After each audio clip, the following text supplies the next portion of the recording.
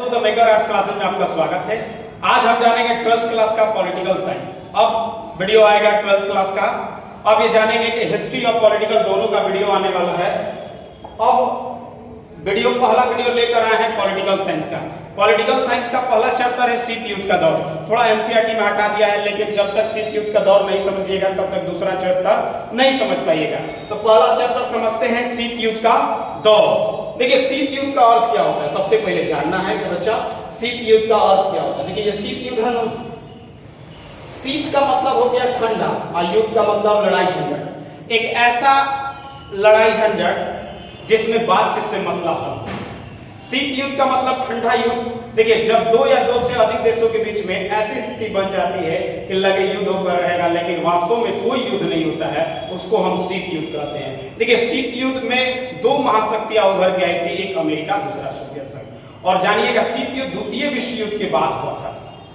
अभी देखिए भारत और पाकिस्तान में एक तरह से देखा जाएगा शीत युद्ध चल रहा है। ये कह रहा है हम मार देंगे, ये कह रहा है हम मार देंगे, कह रहा है ना। तो आपको जानना है कि शीत युद्ध क्या है, ठंडा युद्ध है और दो महादेशों के बीच में ये एक तरह से युद्ध स्टार्ट हुआ था, ठीक है ना। और ये द्वितीय विश्व युद्ध के बाद 1945 के बाद बच्चा याद रखिएगा शीत युद्ध प्रारंभ हुआ था। देखिए आपको बता दे रहे हैं कि 1945 से लेके 91 तक का शीत युद्ध का दौर कहा जाता है। शीत का मतलब ठंडा और युद्ध का मतलब लड़ाई झगड़ा। देखिए दो महाशक्तियां उभर के आई, एक अमेरिका दूसरा सोवियत संघ। अमेरिका पूंजीवादी था और ये साम्यवादी था। ये कहता था कि हम शक्तिशाली हैं और ये कहता था कि हम शक्तिशाली हैं। दोनों में विचारधाराओं की लड़ाई को क्या कहते हैं, शीत युद्ध। दोनों की विचारधाराओं की लड़ाई को क्या कहते हैं, शीत युद्ध। देखिए दोनों एक साथ मिलकर द्वितीय विश्व युद्ध में लड़ा था और द्वितीय विश्व युद्ध के बाद एक दूसरे का दुश्मन हो गया और एक दूसरे से तानातानी करने लगा। इसी घटना को क्या कहते हैं हम, शीत युद्ध। देखिए अब ये अमेरिका हो गया, दूसरा सोवियत संघ। अब देखिए ये कह रहा है कि द्वितीय विश्व युद्ध के बाद संयुक्त राज्य अमेरिका और सोवियत संघ यूएसएसआर दो प्रमुख महाशक्तियां उभर के आई। दो महाशक्तियां कौन कौन सी थी, एक अमेरिका दूसरा सोवियत संघ। आगे बढ़ते हैं। अब जानते हैं कि प्रथम विश्व युद्ध, द्वितीय विश्व युद्ध तो समझ गए हम लोग, द्वितीय विश्व युद्ध के बाद ही शीत युद्ध प्रारंभ हुआ था। तो पहला प्रथम युद्ध जाना जाए तो प्रथम विश्व युद्ध में जाना है 1914 से 18। इसकी शुरुआत हुई थी 28 जुलाई 1914 को, समाप्ति हुई थी 11 नवंबर 1918 को। इसे महान युद्ध या युद्धों को समाप्त करने वाला युद्ध के रूप में भी जाना जाता है, ठीक ना। यह दो गठबंधन मित्र राष्ट्र और केंद्रीय शक्तियों के बीच में एक वैश्विक संघर्ष था। लड़ाई का क्षेत्र ज्यादातर लड़ाई महाद्वीप यूरोप में हुई थी। तो एक तरह से ये प्रथम विश्व युद्ध है। असली हम लोग का मजा आएगा 12th का है, द्वितीय विश्व युद्ध को समझना है। अब देखिए द्वितीय विश्व युद्ध में आप इनको जानते हैं, हिटलर है, तानाशाह था भाई। द्वितीय विश्व युद्ध 1939 से 45। द्वितीय विश्व युद्ध 1 सितंबर 1939 को शुरू हुआ था और 1945 में खत्म हो गया। यह युद्ध जर्मनी, इटली, जापान, धुरी राष्ट्र और मित्र राष्ट्र में हुआ था। धुरी राष्ट्र जीत चुका था, मित्र राष्ट्र हार चुका था, ठीक है। यह युद्ध मानव इतिहास का सबसे खूनी संघर्ष था। इसमें 6 करोड़ से ज्यादा लोग मारे गए थे। जबरदस्त था द्वितीय विश्व युद्ध।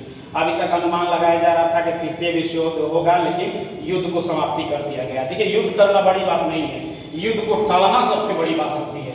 तो देखिए युद्ध से सभी को नुकसान हो सकता है, ठीक है। आगे बढ़ते हैं। अरे जबरदस्त एकदम नहीं होता था कि जबरदस्त एक तरह से युद्ध हुआ था द्वितीय विश्व युद्ध।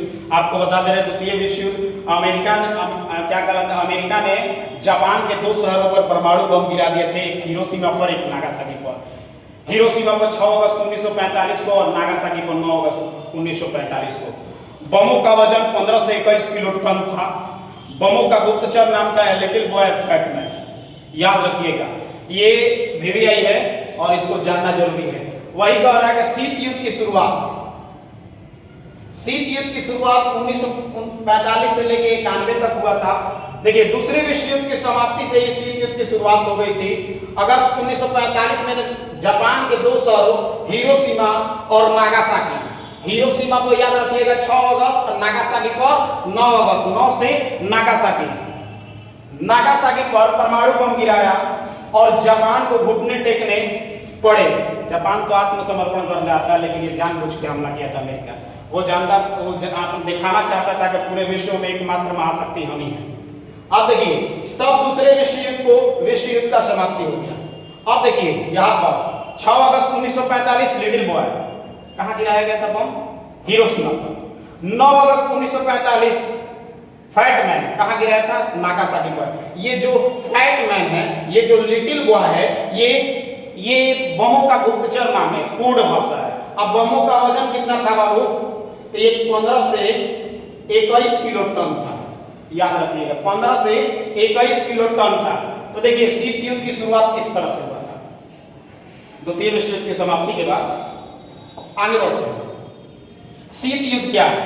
देखिए शीत युद्ध आपको बता दे रहे हैं कि जब 2 या 2 से अधिक देशों के बीच में ऐसी स्थिति बन जाए कि लगे युद्ध होकर रहेगा, लेकिन वास्तव में कोई युद्ध नहीं होता है, उसको हम शीत युद्ध कहते हैं।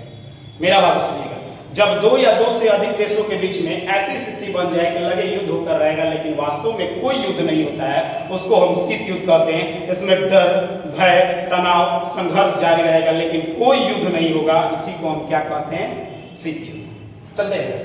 देखिए द्वितीय विश्व युद्ध के बाद संयुक्त राज्य अमेरिका और सोवियत संघ के बीच उत्पन्न तनाव की स्थिति को ही शीत युद्ध के नाम से जाना जाता है, जहां युद्ध की संभावना सदैव बनी रहती है परंतु युद्ध नहीं होता है। उसी को हम क्या कहते हैं? शीत युद्ध। ठीक है बच्चा, आगे बढ़ते हैं। शीत युद्ध का मुख्य कारण क्या था?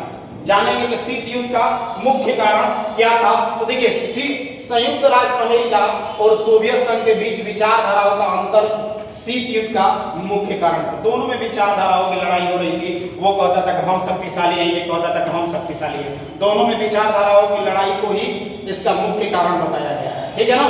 जबकि अमेरिका पूंजीवादी था और साम्यवादी सोवियत संघ था। आगे बढ़ते हैं।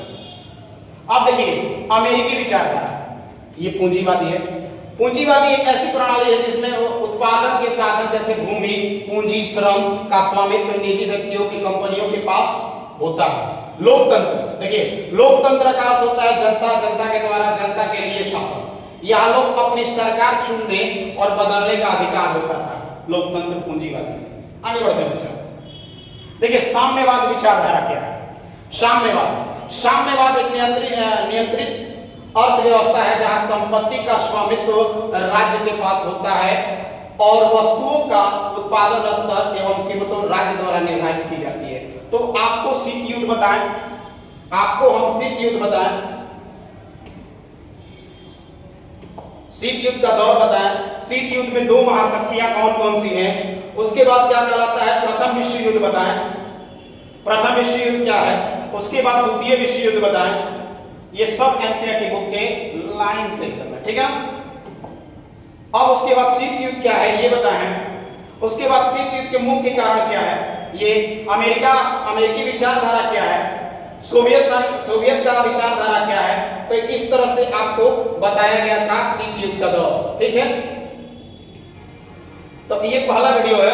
अगर नेक्स्ट वीडियो में हम मिलते हैं, अगर वीडियो अच्छा लगे तो लाइक एंड सब्सक्राइब जरूर कीजिएगा। इसी तरह पॉलिटिकल का 1 चैप्टर से लेके पहला बुक और दूसरा बुक दोनों खत्म कर देंगे। वैसे ही हिस्ट्री 12th का भी चालू करेंगे। तब ज्यादा से ज्यादा दोस्तों में शेयर करना ना भूलें। जय हिंद, जय भारत।